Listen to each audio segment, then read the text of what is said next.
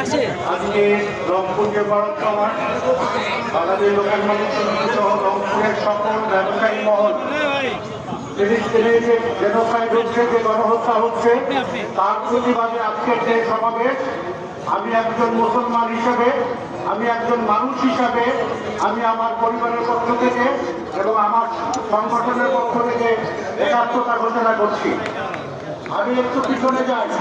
1945 সাল দ্বিতীয় মহাযুদ্ধ, জাপানের হিরোশিমা এবং নাগাসাকিতে যখন বম্বিং করা হয়, এই যে ধ্বংসযজ্ঞটা হচ্ছিল, তার পরিপ্রেক্ষিতে জাতিসংঘ গঠিত হয়। জাতিসংঘের মূল উদ্দেশ্য ছিল পৃথিবীতে আর কখনো দ্বিতীয় মহাযুদ্ধের মতো আর কোনো যুদ্ধ হবে না, শান্তি বিরাজ করবে।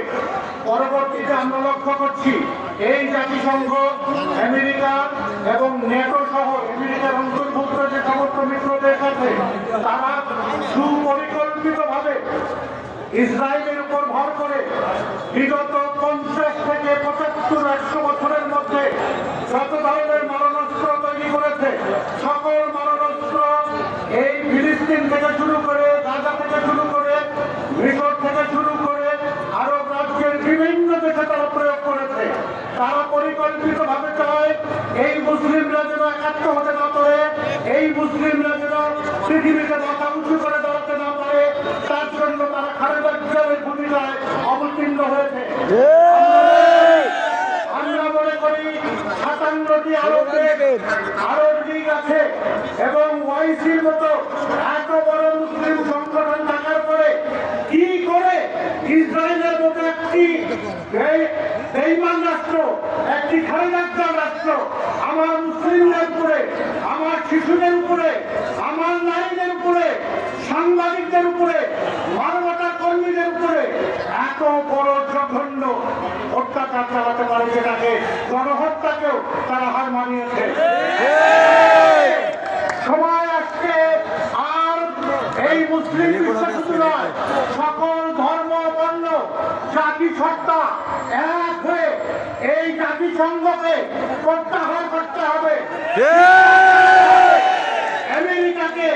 আমেরিকাকে বুঝাই দিতে হবে, তুমি মনে রেখো, একবার যদি এই মুসলিমরা জেগে ওঠে তাহলে কিন্তু সেই কারবালার কথা আবার মনে করিয়ে দেবে।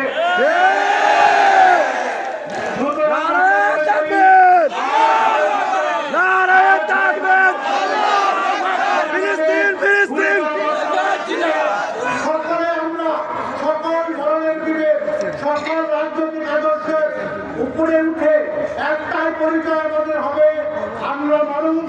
আমাদের সবচেয়ে বড় পরিচয় বিশ্ব বিবেক। একসঙ্গে হয়ে এই ইসরায়েলি পণ্য আমরা অবশ্যই বর্জন করবো, কিন্তু কোনোভাবে কোন দোকান, কোন সংগঠন, কোন প্রতিষ্ঠান যারা ব্যবসা করছে তাদের ওখানে দুর্ঘটনা ঘটেছে সেটা কখনো করবেন না। প্রতিবাদের ভাষা শান্তিপূর্ণ। মুসলমান ধর্ম শান্তিতে বিশ্বাস করে, মুসলমান শান্তিতে বিশ্বাস করে, মুসলমান কোন ধরনের সহিংসতাকে বরদাস্ত করে না। হিটলার যখন তার ক্ষমতা থেকে সরে যায় তখন সে বলে গিয়েছিল যে আমি কয়েকজন ইহুদিকে রেখে গেলাম। আপনারা বুঝতে পারবেন এই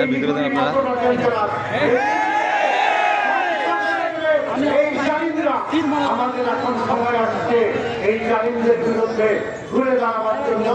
শেষ করবো শুধু একটি বিষয় দিয়ে, আমরা আগামীর জাতির ঘটনা জানি।